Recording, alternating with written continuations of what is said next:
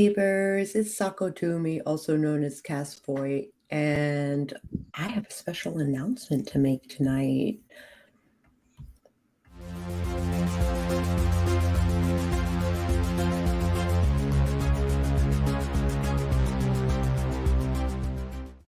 Oh, I have a special guest changing her backgrounds. Yeah. Sorry. I was like, oh, my wife can be seen really well in the background. She doesn't want to be seen. So I was like, quick, change. Quick.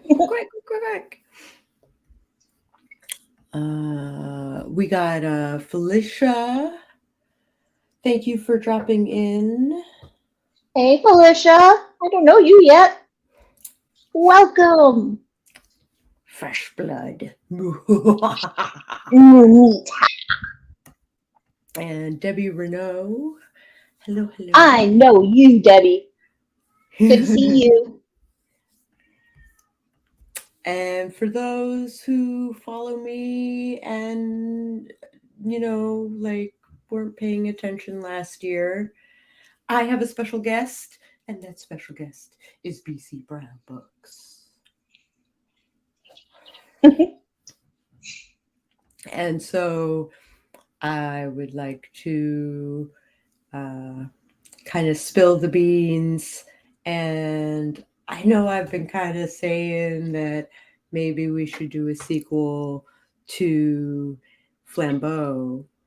Hi, cool gamer. Indeed. So I think I'm going to apply some truth to that, maybe. And like BC and I are tossing around ideas.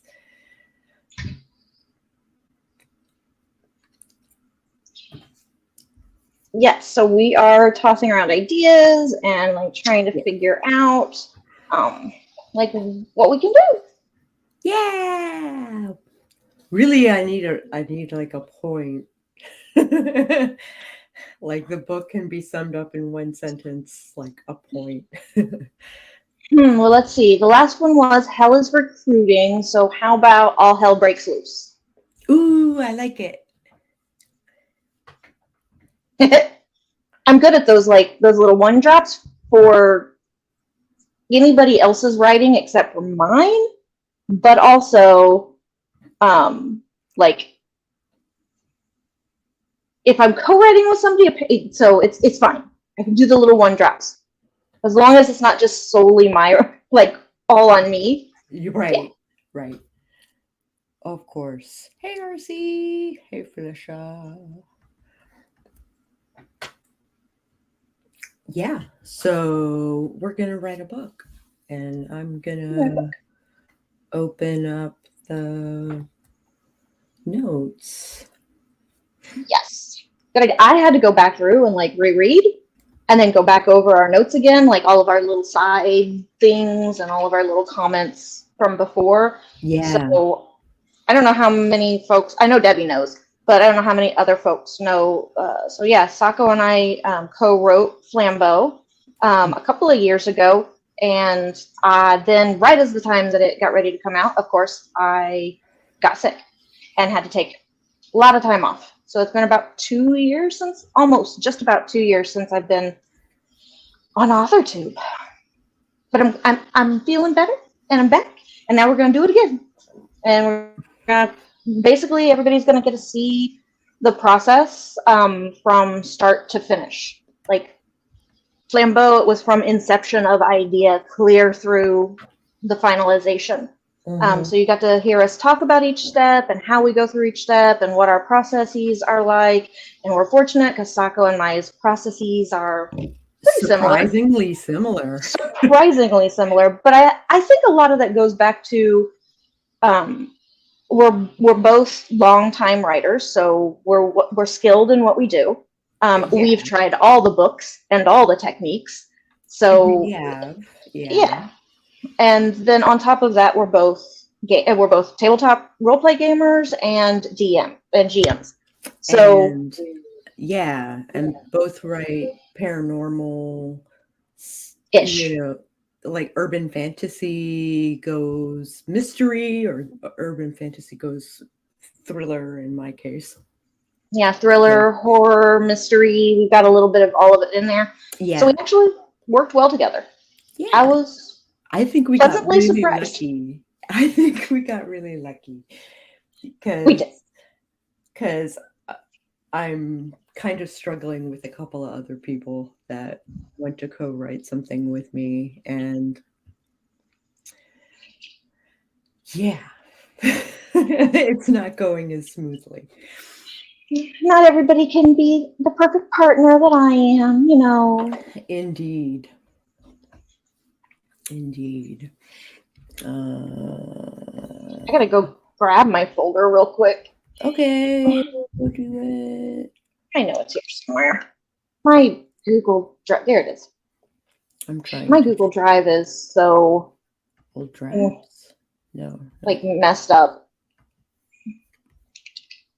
Series Bible outlines. Yeah. Here we go. Okay, so things we should address, because these were from just like overall thingamabobber. Yeah, these were, I think, so I went ahead and recreated the notes that Jace might have given us, maybe? No, I didn't go back through those. Oh, okay. Let me take a look. So for those who don't know, we used Google Docs in order to do Google Drive just to do everything. That way we can both work on the same document with very little hassle. Yes. Specifically, yeah, we wanted to be able to leave comments for each other and like without actually changing the inner, like the document itself. We wanted to be able to leave notes and stuff like that. And all we did was color code our writing. Yeah. So if it was something that Sako touched or wrote, she wrote it in a specific color. If it was something that I touched or wrote, I wrote it in a specific color. Yep. So, yeah, so on this,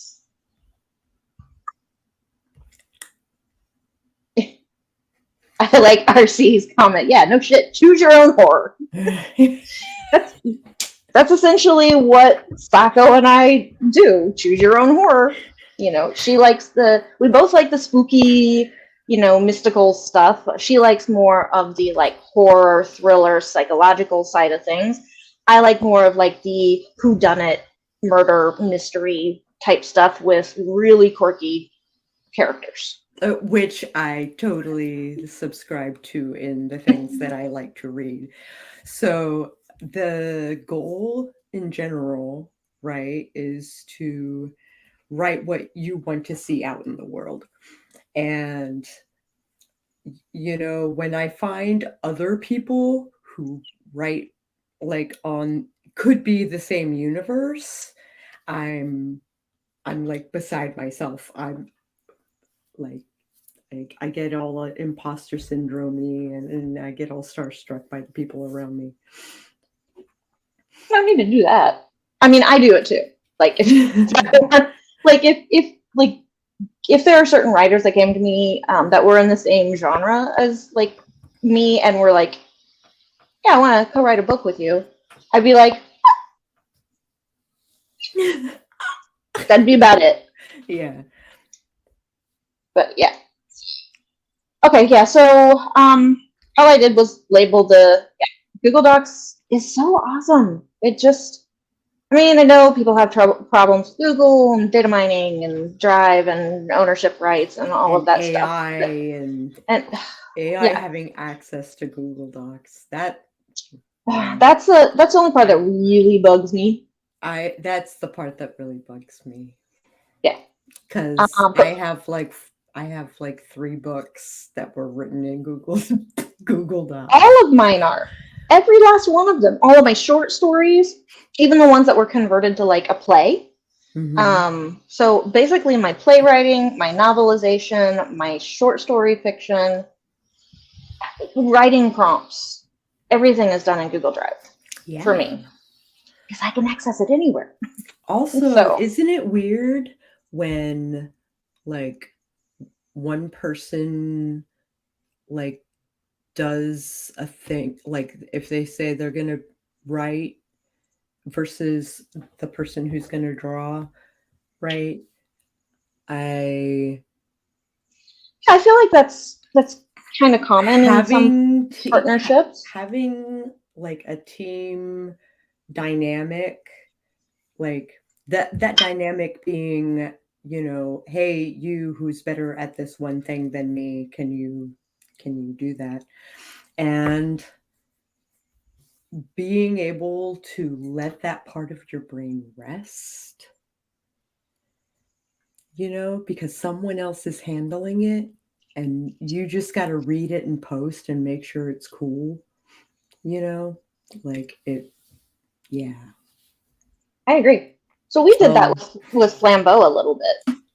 Like Sako's way better at like doing like the really descriptive type of horror writing, like the really gives you chills kind of writing. She's better at that than I am.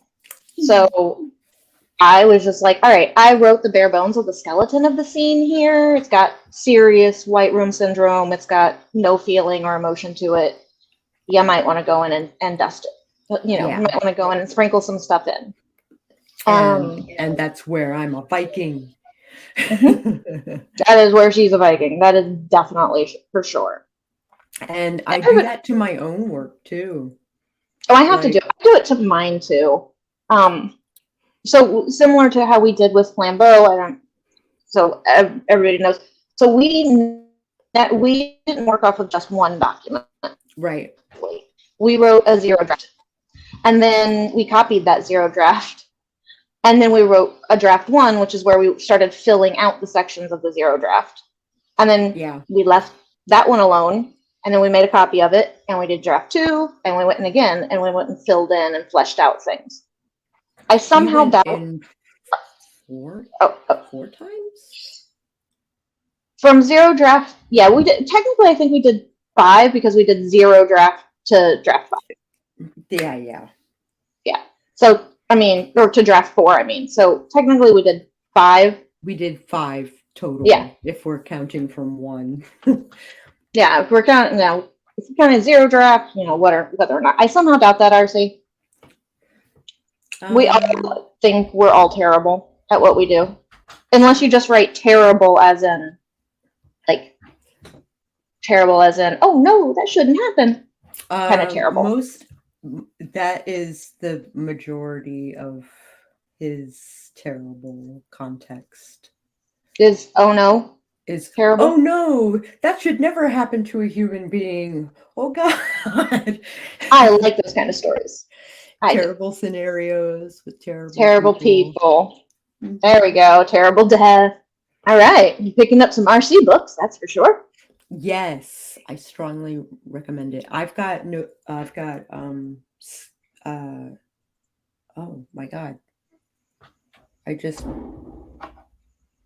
had it in my hand. Oh, I threw it on my bed because I'm smart. Okay. Can you tell I've been smoking?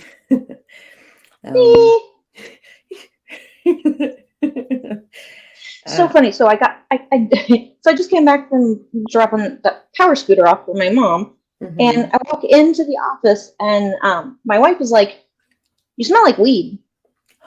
I was like, "I haven't even had any tonight, so it's got to be coming from outside." Not I. Yeah. Any other night, probably, and maybe about an hour into the stream, most likely, but not usually starting off, or else I just want to take a nap right away. I love writing thrillers, and my stories always get dark. I didn't know that. I thought you were like a romance-y. Or do you do like romance suspense, romantic thrillers? Yeah. I didn't know Felicia wrote thrillers. That's cool. That is fun. I just like like seeing the community get bigger. Oh, no romance, she says. No romance. Where did I get that idea from? I'm so sorry. We have so many AuthorTube friends that we get a little crossed up sometimes. So I got No Strings Attached going on my phone. And he also has No Skin Auction. No, or Skin Auction, sorry. And there's a double feature that he did where he did like a grindhouse sort of like dual story sort of situation. Ooh. Yeah. That definitely sounds like something I would really enjoy. I'll have to link his Amazon. Domestic psychology crime thrillers. Psychological thriller. Can I be a alpha reader? Yeah, we'd love to be an alpha reader. I will totally tell you I would like all the cool things that are in your story. Like taking vitamins for you at this point. Do you even get high anymore, Sako? Yeah, I am still like a 2-hit wonder. So I'm the one with the ridiculous threshold, but mine is medical. So mine is not medical. I have to, it's the daily thing for me. It has to be done. There's No Strings Attached. Thank you.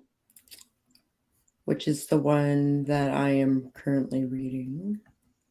Currently writing a revenge thriller. Very cool. I wrote a revenge slice of life, but not a revenge thriller. I mean, it was kind of revenge, kind of not revenge. I think I get it. Yeah. It was kind of one of those picking up after the fact and like putting your ex to shame and like, doing stuff like that. Just because they were a dick. Midnight double feature. There we go. Cool. And then I suspect he will post the link for the last thing. I hope so. I really hope so. And he's got a new story coming out. Oh yeah? A body horror horror story. So I'm really excited about that one.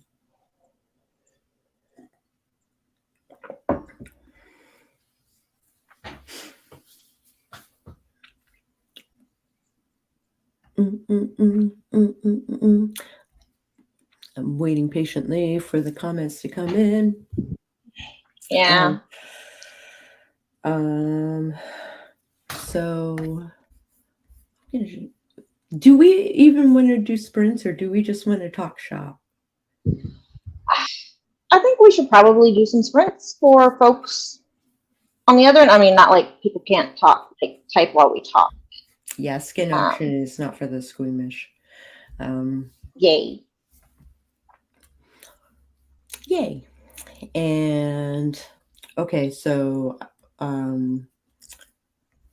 maybe so we could I don't know how to go about it for the like doing a sequel. Okay, so without giving away too much about Flambeau, for those of you who haven't read it, and if you haven't read it, you really should go get it because it's awesome. You can find it under Cass Voit. Yep. So we had a lot that we could carry over from the last outline, which was really cool. It kind of gave us a chance to really flesh out. We can bring in old characters, not old characters, but the previous side characters, like supporting characters, and we can flesh those out a little bit more into a totally other storyline. So I'm pretty excited about that. Yes, me too. And so I think if you and I, while we do like a little 20-minute sprint, if you and I, Sako, want to just kind of go through and, um, Highlight things. yeah, highlight things that we like. Maybe we highlight in a specific color that we know we want to include, and things that maybe like we Oh, could think like about. picking out like past tense or um third person or anything like Well, that, like we did last time, or we could. I was thinking about just going through the outline highlights from the Mhm. last book for right now and just be like, okay, we definitely want um, we definitely want to focus on this is our main, and here's our lancer, here's our et cetera, kind of a thing. Um, 50-50. Oh, I think you mean like whether to chat or to sprint. Is that oh, your 50-50 about? Also, yes, it involves human trafficking and worse things. okay, trigger warning. So Thank you. trigger warning. All right. All right. Ba-ba. Ba-ba. Hey, I didn't know we could do that. I think I like this one better. All right. Let us sprint in 3, 2, 1. Sprint.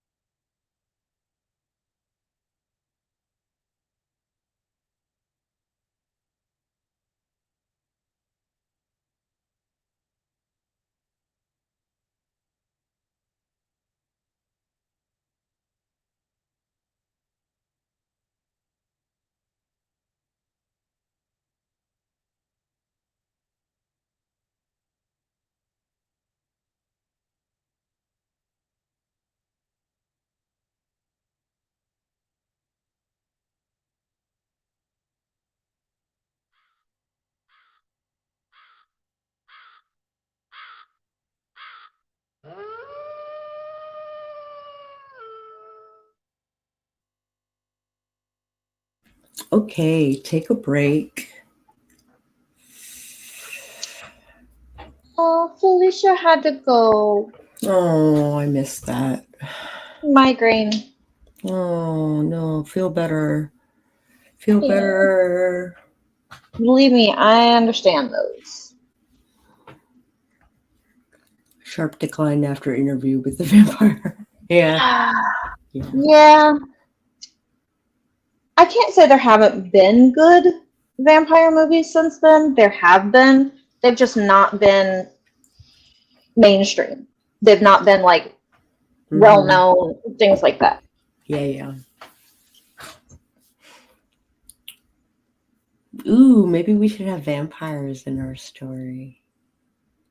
We haven't brought them in yet, and there really isn't any reason why we can't. There's We've no already got the reason Princes why of Hell. We've got Celestials and Infernals and the Princes of Hell, and maybe the low-key bad guy could be a vampire. or what if the vampire is the victim that Tyler is trying to do their thing with? Help with? Yeah, maybe. So all Sako and I did this last little sprint was go through our notes and start to fill out the beat sheet thing that I put together in 2016. Which is an awesome beat sheet. Absolutely awesome beat sheet. It gives you go through each of your main characters, what are their role, like each of their characters in general, and it breaks it down by the main character, the mentor, the main four. Like, yeah. You need 4 characters in order to make an epic story. Any more than that is icing on the cake, in my opinion. But yeah, 4 characters need to exist in a thriller in order for it to work out. Yes, very much so. So that's all we did was go through and decide who was our main character this time around. What are they doing, and how has their role shifted?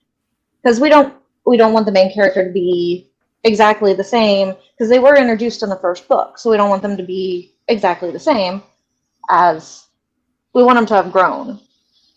For sure.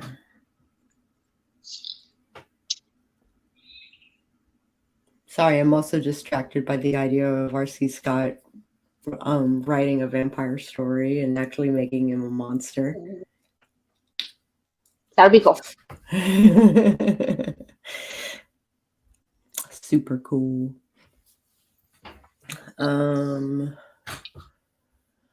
Yeah, so the conflict, the love interest, the mentor, and the main character, in my opinion.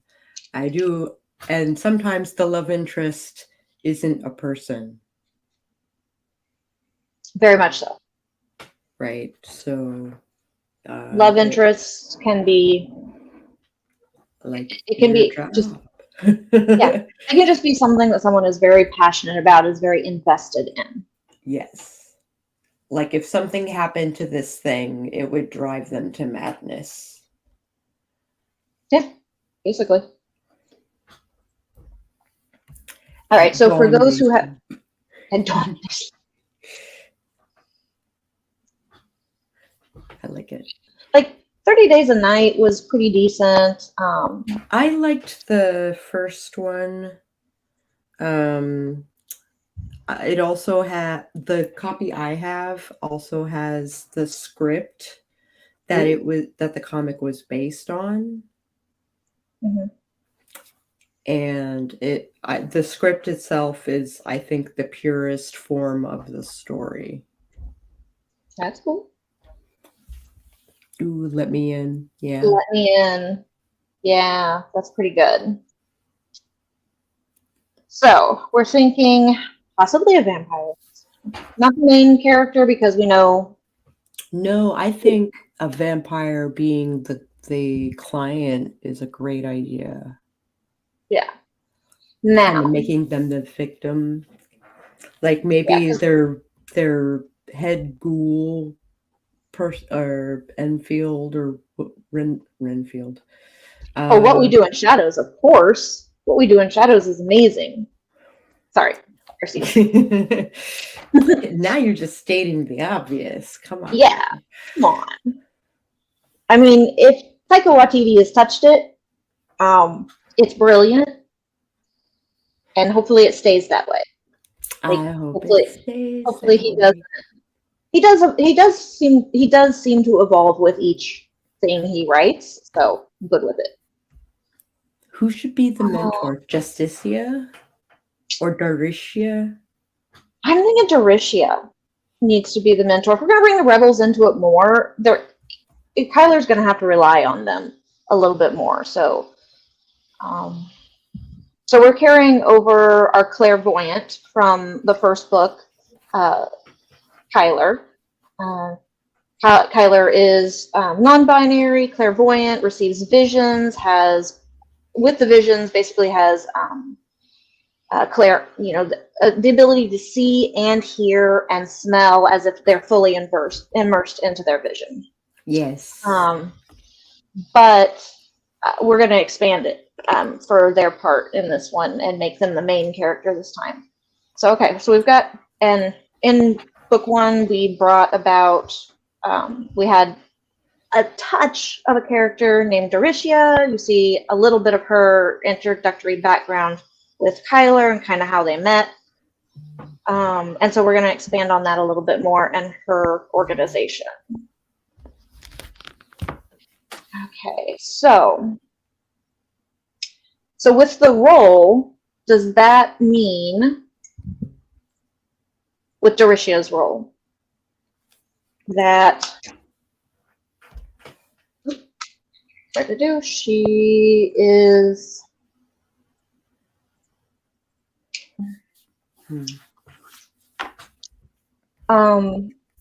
I never does that saw mean that she's gonna I never saw this, so I didn't see that either. I only saw the original. I didn't, and I was like, apparently, I stumbled on a quick review on Facebook, Memories. Apparently, I watched it and was not impressed. Oh my God! Hi, Crudy. Hey, Crudy. Haven't seen you in ages. Good to see you. Well, you see your writing. You're typing. So Cordy will probably be excited.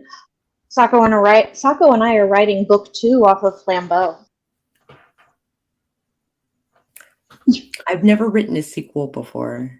I'm like, well, that's a lie. I had a book series that I am converting to Vela. But those are, that series is like the continuation of a timeline. Okay. I mean, I get that. So I have written numerous sequels and 3 books, 4 books, 5 books, but most of them have not been published. A couple, yes, but most of them haven't. So Daricia's character, what if she brings the client to Kyler? Rather than it be Kyler that gets the immediate vision, maybe, I don't know. We got to determine what's special about this vampire. I think, so something that Laurel K. Hamilton did some time ago is people had to vote to see if vampires could vote. Oh yeah, I remember that. And I actually borrowed that a little bit with my Metaphysical Chronicles. So in book 1, it just talks about all of a sudden metaphysicals, people with extrasensory abilities, were deemed a protected class under the U.S. Constitution, just like you can't discriminate against. Oops. race, religion, blah blah blah blah blah, all of those. So, hold on. I actually want to hear what you have to say. I have to find the I know, window. it's Okay. fine. It's cool. I'm laughing at Cordy though. Why the vampire is special because he doesn't drink blood, just chocolate milk. He's He's a a special vampire. But yeah, so actually, that's a great idea. Oh, that makes me think.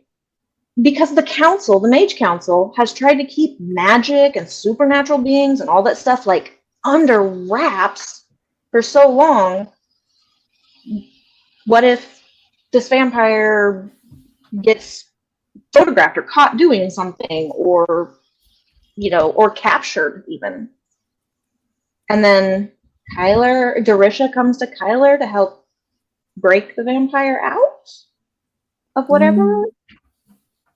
I'm more of the mind that someone close to the vampire was like murdered or something, and then the vampire becomes the first suspect, and even though he's completely innocent, and thus goes to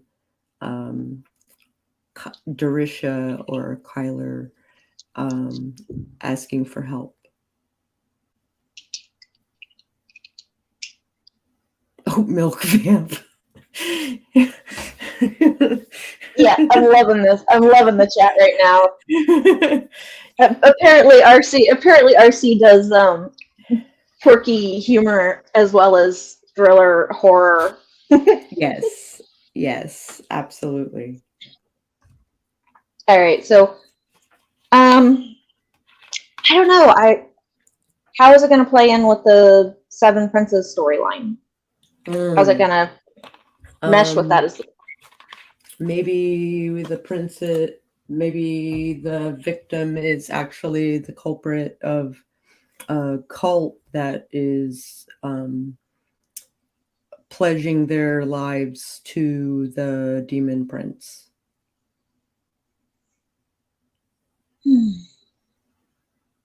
Maybe not. I don't know if the stakes are high enough. You don't think so? I mean, go ahead. They could be. Sorry, I'm half thinking and half working through it at the same time, Yeah.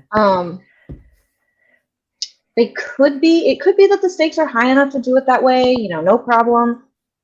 But if we'll go on with if we do the Seven Princes storyline, we don't have to. I kind of want to, but okay. if we can, I know a lot about the Seven Princes, okay. Of how kind of story, like biblical story, but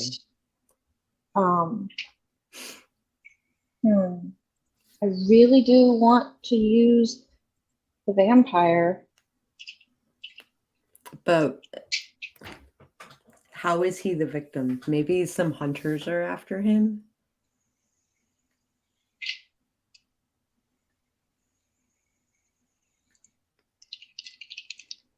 Why not human milk? Ew, God. I both cringed and was very amused at the same time, which is pretty much my sense of humor. So yeah, I'm good with it. Yeah, it's either innuendo based or literal. Yeah. So okay. So should we do another sprint? We should do another sprint, and then we'll hash it out in text. Sorry, not sorry. Yeah, let's see if we can hash it a little bit in text, like, because we're better with our fingers than we are with our mouths. We're writers. Sometimes. Yeah. Sometimes. For me, it's like a 70-30 thing. Oh, my itchy eyes. Ooh. my all my allergies are just starting to go away because like summer's winding down into fall here. So thanks for the nightmares, RC. yeah, those are going to be some interesting dreams later tonight. All right. All right, So let's do this thing in 3, 2, 1. Spring.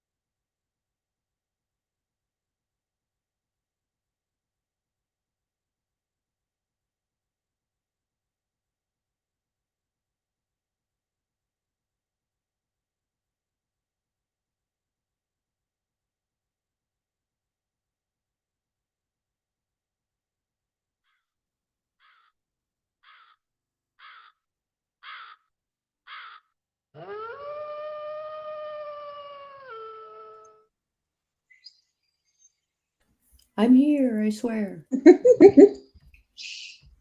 All right. As you can see, I was bouncing all over the place in the document. Yeah, that is fine.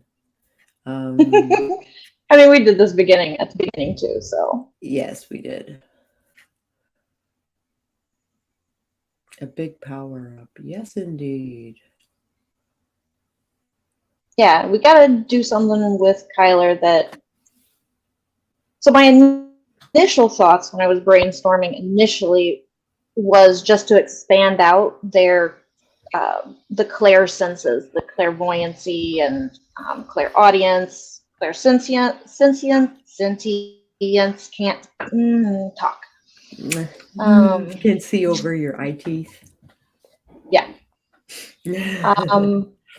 Ooh, Cordy's summoning powers are strong. Apparently, we got an iris.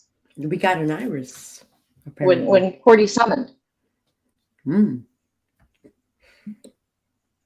I always knew that Cordy was a Q. Yeah, snap fingers and space-time continuum, bend it to her will. Yes.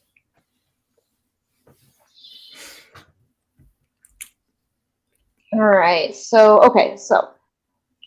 my thoughts were to expand out on the clair senses, but that's where this kind of had stopped, was just to expand out on those and maybe give Kyler not only the ability to see the future, which is what they've been seeing, but also to see the past. Oh, yeah. Because that gives a slightly different spin on it. And if Kyler can see the past, and we're going with what I put in the idea, the beat sheet for the vampires actually being creatures of the darkness before the Big Bang, let there be light. Maybe. I want somehow that to work. I don't know if I can like slam that square into that circle though.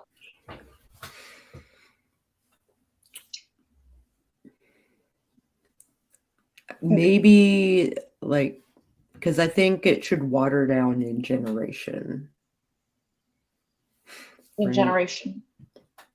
So not all vampires are ancient beings. It's just... Oh no, yeah. It's just a core, like a core group of them that were ancient beings, and and has stemmed off of that. So.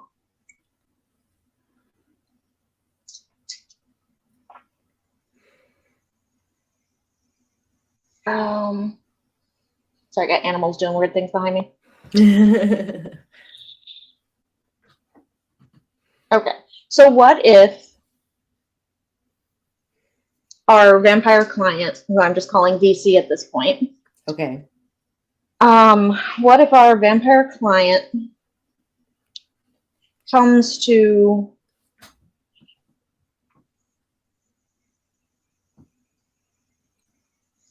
okay, sorry, I don't know what my animals are doing. Making all sorts of weird noises.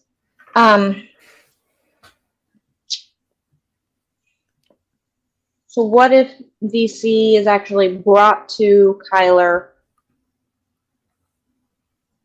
by Duricia?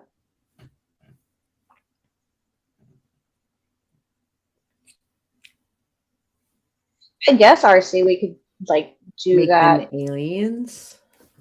Alien vampires from the movie Life Force. That's kind of a good idea. Or to do that, make them more, make them alien in nature. Well, I mean, I guess they kind of would be if they predated the Big Bang, because technically, right? It kind of dives into that end of the pool. So yes, they are, but also with the movie Life Force, if I remember correctly, they didn't feed on blood. They fed on energy. They fed on people's energy. I don't know how close we want to get to that, Sako, because that is brought up in my Metaphysical Chronicles series. So, but I'm okay with it. I love vampires of different means of vampirism. But make the joke about the emotional vampire. And Colin Robinson. Hiya, Dega. Hey, Dega. So I love just all the screaming in the chat at each other. People screaming each other's names. Yes, I love it.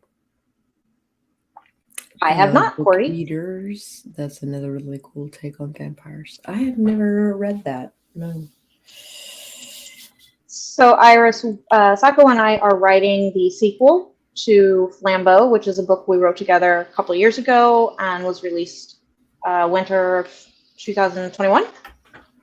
And we're writing the sequel together online from the idea all the way through. So you're going to see a lot of bouncing ideas around and discarding them. And I gotta.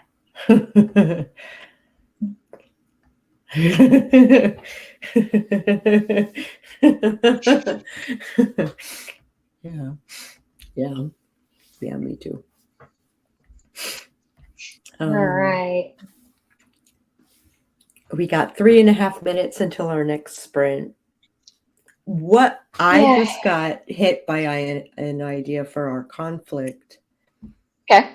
Because it's technically in one of my favorite vampire novels ever, Sunglasses After Dark. But what if the conflict was an evangelist doing like a TV evangelist? So, as a conflict. Okay. Okay. I like it. Maybe the evangelist is a vampire hunter. Could be. And has like a group of them, like, going after vampires, and poor widow vampire like is having all his friends around him murdered. So he's worried that he's going to be next.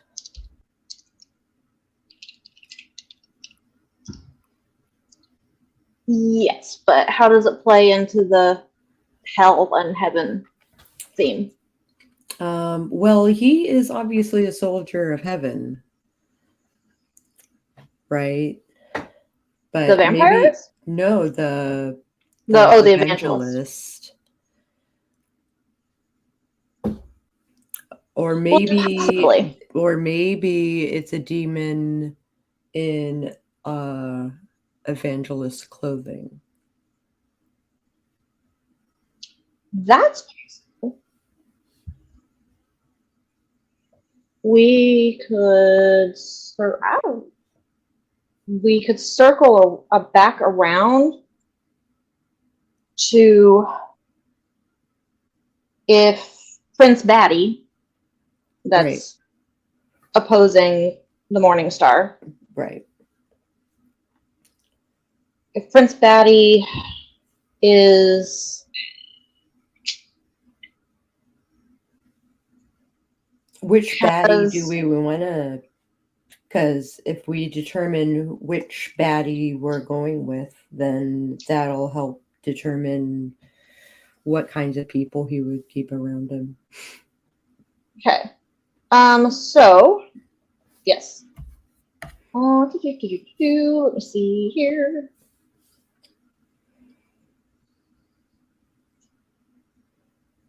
"30 seconds until our last sprint."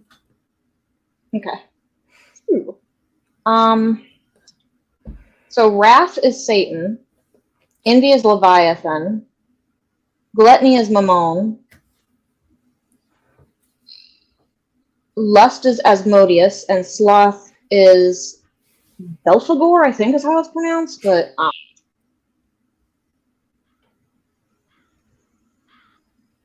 okay, caw. Caw.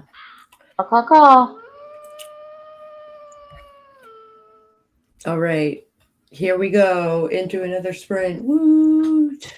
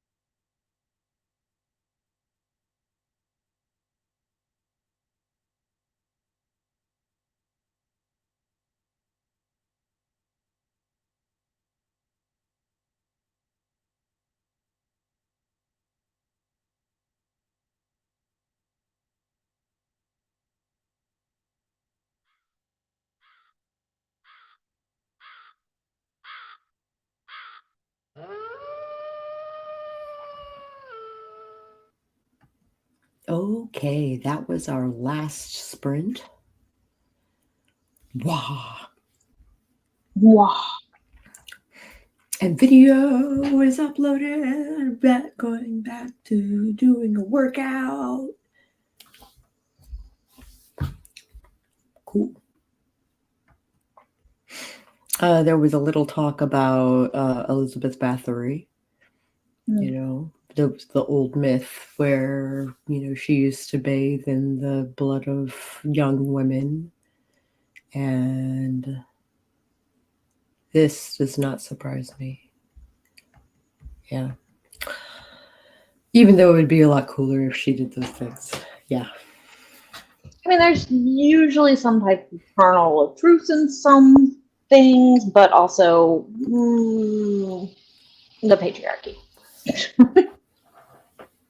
I made 2 misfit references in a row. Whoa. That's cute. The little emote with the question mark. Mm-hmm. But also this. All right. But also, I got my synopsis down for my next book's back cover. So I usually cheat. I use the step 3 summary, which is 1 sentence to set the scene, 1 sentence per disaster, which would be your plot points, and then 1 sentence to, you would have the end of your book. But I would change it to what the stakes are, and will they or won't they make it? they may not. Right. Okay. So what we were doing was just bouncing back and forth, Sako and I talking about how we're going to use these vampires. Not just how they use the vampires, but their involvement in the universe a little bit. Yeah. And then I'm wondering, I think there should be a cult that reveres the vampire. I don't know. Hear me out. Flash mobs.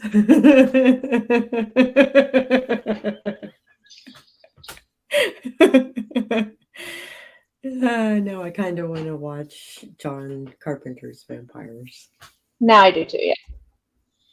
So the only reason I'm hesitant with the cult is because between the cult, the vampire worshipping cult, and the idea that we're kind of going with the TV evangelists and their followers. Right. I think that they would just negate each other out. I don't see why the hosts of Heaven and Hell would care. It would just be a Kyler thing. Yeah. So that's why I thought if we're just eradicating the vampires, just slaughtering the vampires, and they are, I mean that opens the door for so many other mythical creatures later if we choose. But creepy loner vampire, Team Orlok. Creepy loner vampires are cool. But yeah, so like the vampires have stayed neutral. They've stayed neutral, but now they're being slaughtered, unbeknownst to the evangelists, at Hell's request, rather, being manipulated, and the whole let's go kill things is kind of a rather evil idea. So, but circling it back to Kyler, we know Doricia is powerful. We dropped that mention in book 1. Yeah. Kyler is powerful. I mean, they can channel the dead temporarily. They can see, smell, hear, taste. everything else.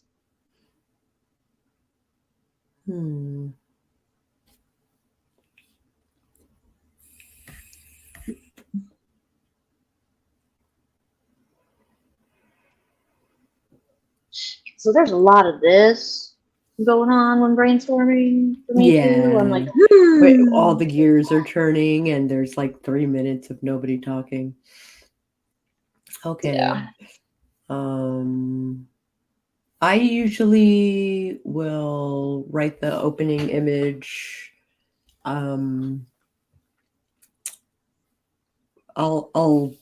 just like hammer something out in the beginning, but I have intention of going back and rewriting chapter 1 to kind of like be a mini version of the whole plot. Yeah, I do too. Usually when I get to the point where I'm like, okay, well, this is my main character I want to use, and here's my mentor, and here's my conflict, like usually once I at least have those bits, then I'll go through and just start pounding. Square-looking Baptists trying to stake someone. So this is particularly funny to me, RC, because I know we don't have a lot of time left, so I'll keep this brief. I actually played it on stage. I played a Van Helsing.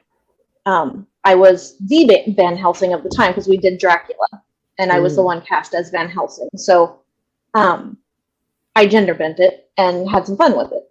But it was so funny because the retractable stake that we had was so phony looking, and everybody had to like take their turn stabbing our dude, playing Dracula. And we had so many like funny pictures and videos of us just with this stupid looking retractable stake, just like incompetently stabbing at, like, because the guy who played Dracula was this big man and had this sweeping presence, and so that's just sorry. No, I can't do any accents except for hillbilly. So unfortunately, our Dracula did a gorgeous. It was a little more Nordic, like Celtic or Nordic accent, because I mean he's Irish, the guy, but it was really good. He did a really good sweep. Like, he has a big booming voice. He was on radio for a long time. But yeah. Anyway, sorry, that just reminded me of that, like Keystone Vampire Slayers. Keystone Cop Vampire Slayers. We could do a Church of Baptists. I mean, that's just as. Oh, I mean, I can't say the word. Evangelistic Baptists are very much a thing. That would be the church that I essentially grew up with, and it's basically Westboro. Yeah, when you think about it. The Holy Light, definitely. You're welcome. Okay. All right. So yeah, I think we're gonna, like, you and I are just gonna kind of have to go in and just be like, pop. Like, here's all of our word vomit, idea vomit. Yes, very likely.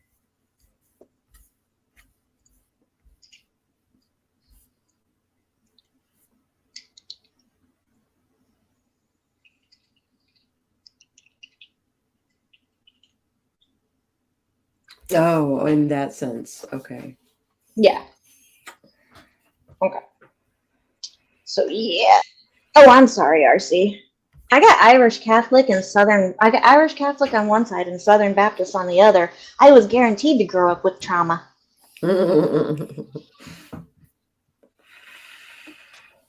Which probably explains why I'm a witch. And Pentecostal, and were you the type of Pentecostal that like danced in the aisles and danced with snakes and stuff spoken like tongues, that? Shaking your snake.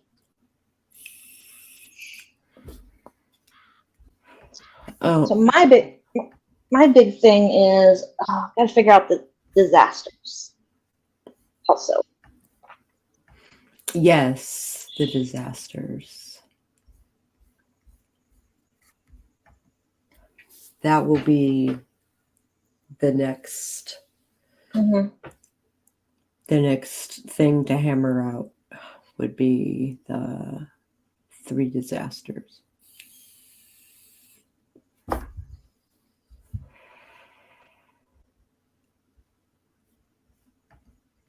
Oh wait, family members where I was raised non-denominational. I loved the gays and the addicts as a child too. Because everybody loves us. Rainbows are pretty. There are neighborhoods you don't want to visit.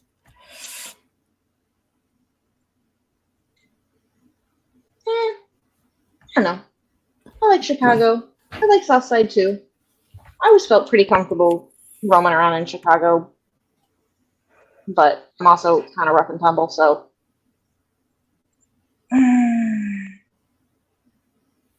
Yeah, okay, so you and I are going to have to do a whole bunch more than a whole bunch more of the. Yeah. Idea bouncing. Yeah.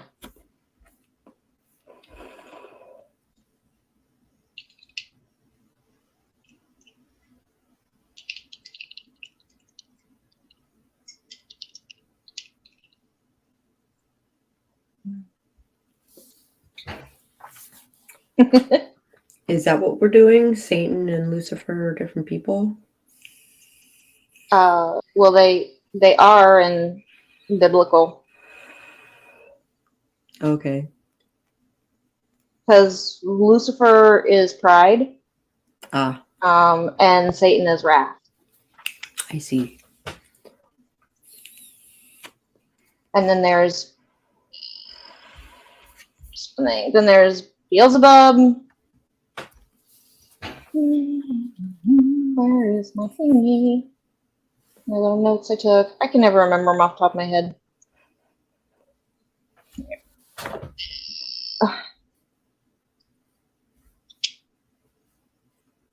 Okay, yeah. So, wrath is Satan, envy is Leviathan, gluttony is Mammon, lust is Asmodeus, greed is Beelzebub, pride is Lucifer, and sloth is the Felgor, or Belphegor. And Peggy. And Peggy. And Annette. Okay. That's a really old reference. Yeah. So yeah, those are officially the seven princes of hell. It's just that Lucifer was the one that started the revolt, pride, and all that. Blah. Okay. Sister named Peggy. Is she really Margaret and I call her Peggy? Which is still weird to me that somehow we get Margaret out of Peggy. Yeah, somehow we get Peg and Peggy out of Margaret. I get like Maggie and Margie and like all of that, but oh, it's just Peggy on the birth cert. Cool. My family does that too. So I had an Aunt Peggy, and she was a Peggy, not a Margaret. And there was Danny, not Daniel. My dad is Dave, not David. And it's Jerry, not Gerald. Like on the birth certificate, like. Yeah. I mean, so my grandfather is my exact name, and we're both just Billy on our birth certificates, which threw people for a loop for him, and he was just like Billy Jim. So, and that was, everybody was always like, is that William James? And it's like, nope. But a 5'1" Peggy demon sounds adorable. It does. Peggy the demon. Peggy the demon sounds adorable. Maybe Peggy is going to be the name of Satan's minion that is corrupting the evangelicals. Hey, maybe so. Because the demons, when they decide to, the devils, when they decide to come up, they take any form they want. Possess anybody they want to. Maybe Peggy is that form this time instead of the nurse in 1. I mean, Peggy would be fun when Lucifer decides, if Lucifer decides to come to Earth, or if Satan wants to be Peggy. And so we've got either a potential really bad demon or a potential just bad demon. Well, I like the idea of starting out with it's just bad, and then having that be the false climax, and then we're like, oh, here is a bigger fish. Oh. Okay, yeah. So basically we're just, that's great. So a good start is Tyler is working with Doricia to shut down this evangelical church because of Peggy. They know that they're a demon. Maybe he has a vision that she's a demon, and and nobody believes him. Nobody believes him. He goes to Doricia for support. Only Peggy that Iris knows is Captain America's Peggy. Yep.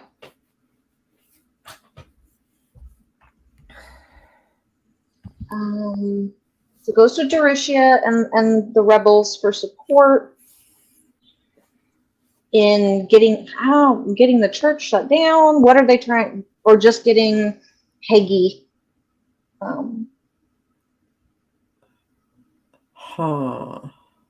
Getting, because Kyler's gonna know better than trying to battle religious fanatic idiots. Yes. And pull them back from the brink of evil. They're gonna know better than that. Yeah. They're non-binary. They're flamboyant, non-binary, clairvoyant in the modern world. Could easily be a target. Especially if they're like, Westboro Baptist type of evangelicals. So what if our vampire client was the target of the vampire slayers? So was the target of the vampire slayers. Tyler has that vision of them taking out a vampire. Yes, but in the vision, Tyler gets to see that Peggy, a demon, is leading the church to do this. And really, what they're trying to do is circumvent Peggy and whatever Peggy's doing here, creating more, not even creating thralls, because they wouldn't even be able to tell that these people were demonically aligned.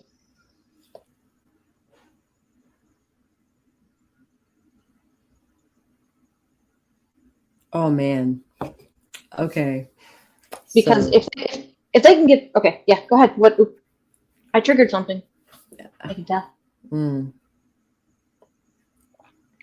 I'll turn on the light. I just realized how dark I am. Hold on. I can still hear you.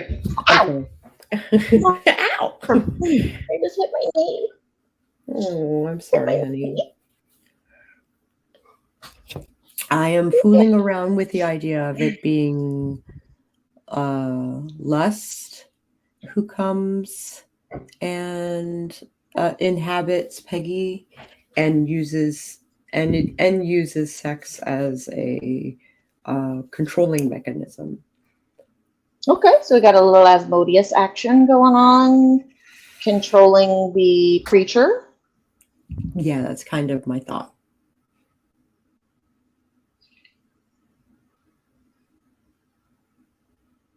If not with the preacher, then with the church. Big secret thing. Find my teeny.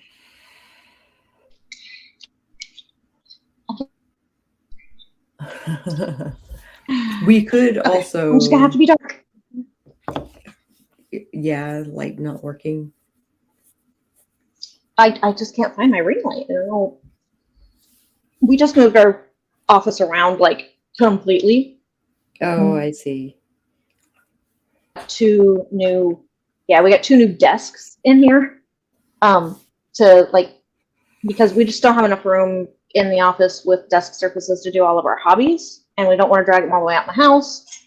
So we put them in here, and now everything is just all like willy-nilly thrown around. Yeah. Okay, so Asmodeus could take the form of Peggy to come to Earth to manipulate the this particular church, and the followers. We get your cult in there because we get a little sex cult. Yay! I mean, yeah. Lust is going to create a sex cult. Lex is gonna create, yeah. Yeah, Lust is totally. All right. So there's that idea. So let me go back, because if we don't write this down, we're screwed. Mid-year freakout tag. That sounds like a tag I should do. Mid-year freakout, what? Yeah, Laura just released a video 20 minutes ago called Mid-Year Freakout Tag 2023. And cool. I might do that. That sounds interesting. Mid-year freakout. I'm gonna have to put that down because I definitely have plenty of those.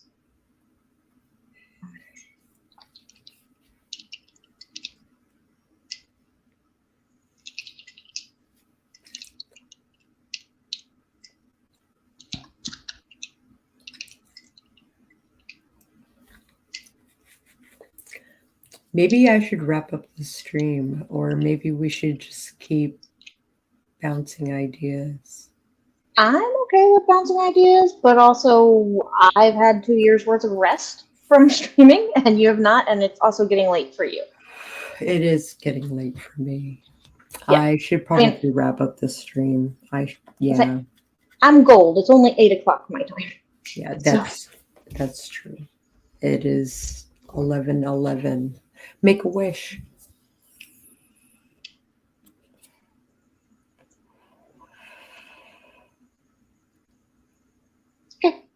Okay.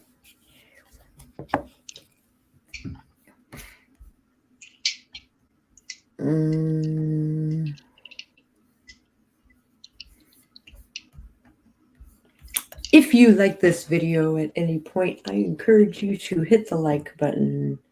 And if you want to see more streams like this one, you will often find us on Tuesday nights at this time slot. Just saying, that's probably going to be a thing.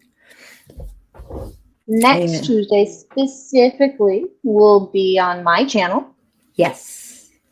Which is BC Brown Books. BC Brown Books. Yeah, and we'll catch you guys on the flip side. Später.